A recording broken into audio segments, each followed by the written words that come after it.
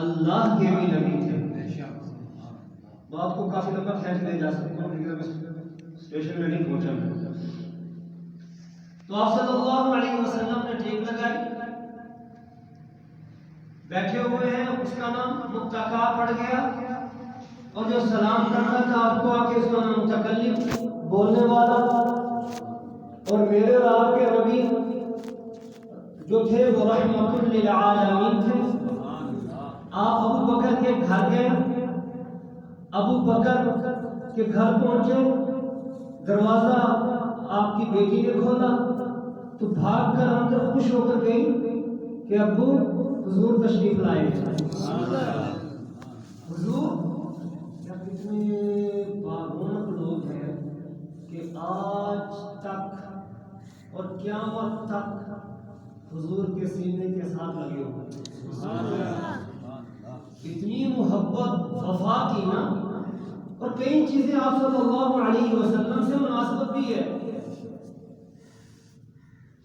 عمر 63 سال، ابو بکر کی 63 سال. وفات سنوار ابو بکر کی سنوار. وفات کے وقت سر مبارک اما عائشہ کی گود میں، مسواک اما عائشہ نے چبوا کر دیا. ابو بکر کی وفات ہے تو پاس اما عائشہ بیٹی ہیں. پوچھا بیٹی جب حضور دنیا سے جا رہے تھے کیا کیا تھا؟ کہنے لگی مسواک منگوایا تھا لیکن سخت تھا، مجھے کہا عائشہ چبا کر دو، نرم کر کے دو، تو میں نے مسواک نرم کر کے دیا. فرمایا بیٹی مسواک منگواؤ. وہاں بھی عائشہ یہاں بھی عائشہ. مسواک آیا، منہ میں لیا، واپس کر دیا کہ بیٹا تم بھی چبا کر دے. حضور کو بھی تو نے چبا کر دیا تھا، اپنے باپ کو بھی تو ہی چبا کر دے. عائشہ نے مسواک چبایا، چبا کر حضور کو دیا. جب ابو بکر کی وفات قریب تھی اما عائشہ نے مسواک چبا کر اپنے ابا کو دیا. گود میں سر، وفات کا دن بھی وہ، عمر بھی پوری، اور بھی بڑی چیزیں ملتی ہیں. اور مدفون کہا ہوئے کہ آپ کا آرام فرما رہی ہیں، وہاں جا کر ابو بکر آرام فرما رہی ہیں. اتنی مناسبت، عمر بھی برابر. اور جو رہا بھی ساری عمر ساتھ. یہ نہیں کہ جوانی میں ساتھ ملا ہو، یہ نہیں کہ 40 سال کی عمر میں ساتھ ملا ہو. ابو بکر حضور پاک کے بچپن کے دوست تھے. لڑکپن میں ساتھ رہے، جوانی میں ساتھ رہے، غزوات میں ساتھ رہے، اور حضور کے ساتھ سفروں میں ساتھ رہے، دعوت و تبلیغ میں ساتھ رہے. سب سے پہلے حضور کے لیے پتھر کھانے والا ابو بکر تھا.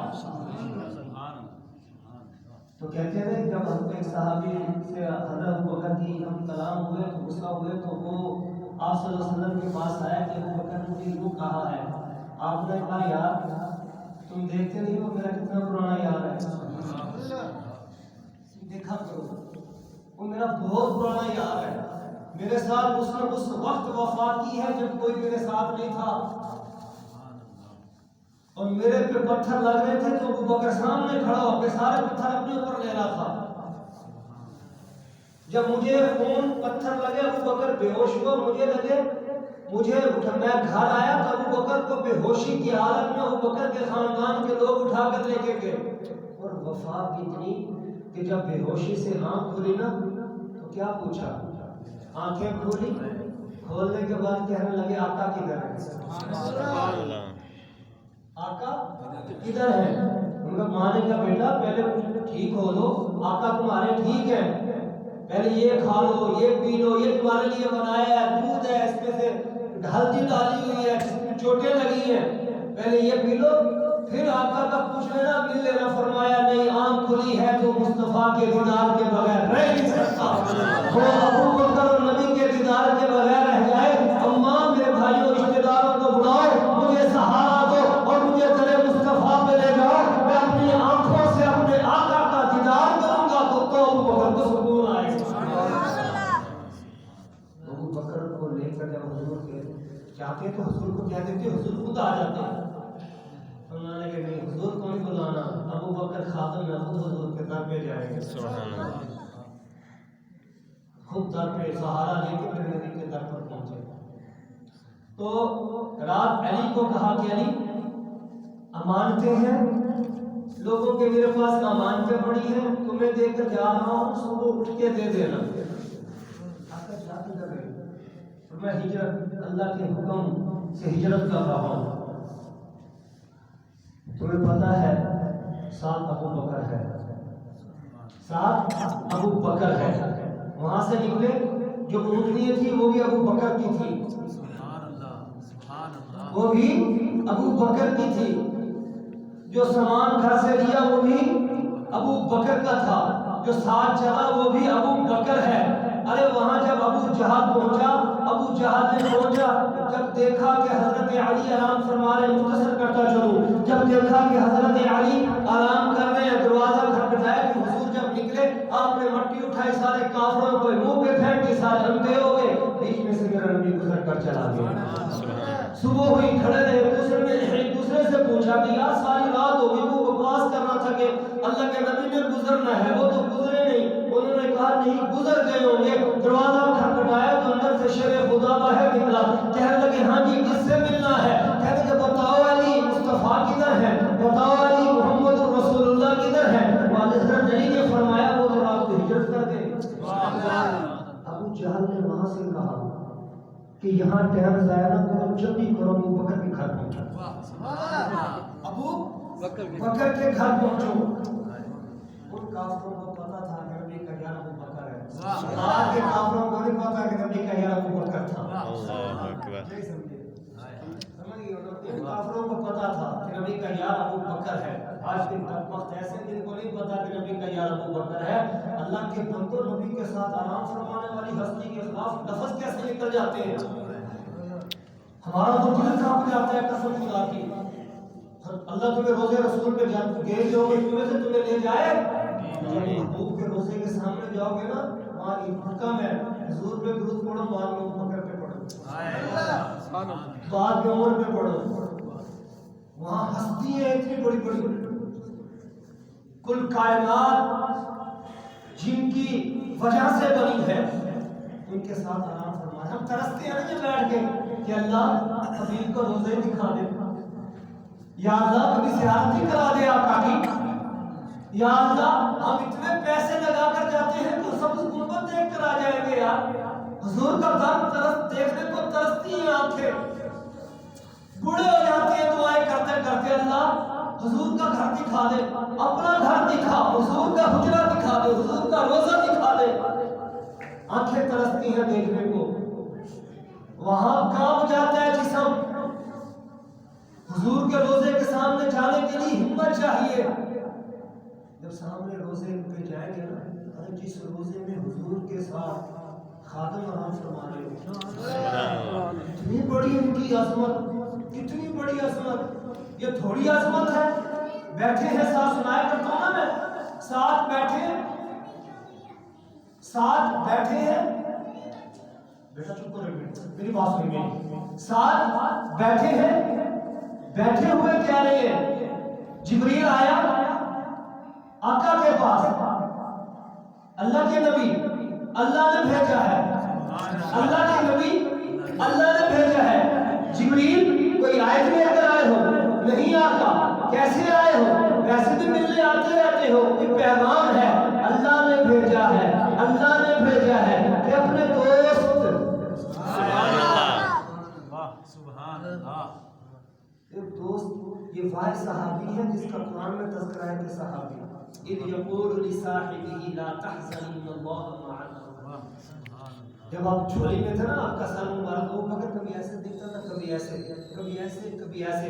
پھر آپ نے فرمایا ابو بکر پریشان کیوں ہو, ڈر کیوں رہے ہو؟ فرمایا میں رات کے سوال سے دیکھتا ہوں نا, ان ظالموں کے پاؤں نظر آ رہے ہیں. فرمایا ابو بکر تمہیں ڈر لگ رہا؟ فرمایا آپ کا اپنا ڈر نہیں, آقا مجھے اپنا ڈر نہیں ہے, تجھ پہ لاکھوں ابو بکر قربان ہونے کے لیے تیار ہیں. آقا کروڑوں ابو بکر تیرے پہ جان نثاری کے لیے قربان ہونے کے لیے تیار بیٹھے ہیں. مجھے آقا اپنا ڈر نہیں ہے, مجھے اس کا ڈر ہے جس کو رب والضحیٰ کہہ کر پکارتا ہے. مجھے اس کا ڈر ہے جس کی تفسیریں قرآن میں آئی صورت اللہ بیان کرتا ہے، مجھے کسی کا ڈر نہیں ہے، مجھے اپنا بھی نہیں ہے آقا، مجھے تیرا ڈر ہے، تجھے کچھ نہ ہو جائے۔ تو آقا نے فرمایا، اللہ فرما رہے ہیں لا تحزن ان اللہ معنا، اور لا تحزن حضرت موسیٰ علیہ السلام کا واقعہ تھا، ان کو جب وہ پھینکا تھا نا عصا، بات ختم کرنے لگا، عصا پھینکا تھا تو ڈر گئے، آپ اللہ نے فرمایا موسیٰ ڈر نہ، اور یہاں کہہ رہے ہیں کہ غم نہ کر، ہمیشہ غم دوسرے کا ہوتا ہے، قرآن کی آیت لا تحزن، تو غم نہ کر۔ موسیٰ علیہ السلام نے جب عصا پھینکا تو خوف زدہ ہوئے، اللہ نے کہا ڈر نہ، ڈر نہ، اور یہاں کہہ رہے لا تحزن، تو غم نہ کر، اور کبھی غم اپنا نہیں ہوا کرتا، غم ہمیشہ دوسرے کا ہوا کرتا ہے۔ لا تحزن ان اللہ معنا، اللہ تمہارے ساتھ ہے، دو تم ہو ثانی اثنین، دو تم ہو اذ ہما، دو تمہارے ساتھ اذ ہما فی الغار، تم غار میں ہو، اور ان اللہ معنا، اللہ جو تیسرا تمہارے ساتھ ہے۔ ایسے سر مبارک رکھا ہوا ہے، وہ پچھلے دن بات سنائی تھا، پچھلے جمعے پہ کوئی دوبارہ وہ آگی کہ وہ آپ کی برکت سے اللہ نے ذہن میں ڈالی کہ سر مبارک رکھا ہوا ہے اور ایڑی اس سوراخ میں رکھی ہوئی ہے جو سوراخ بند ہونے سے رہ گیا تھا۔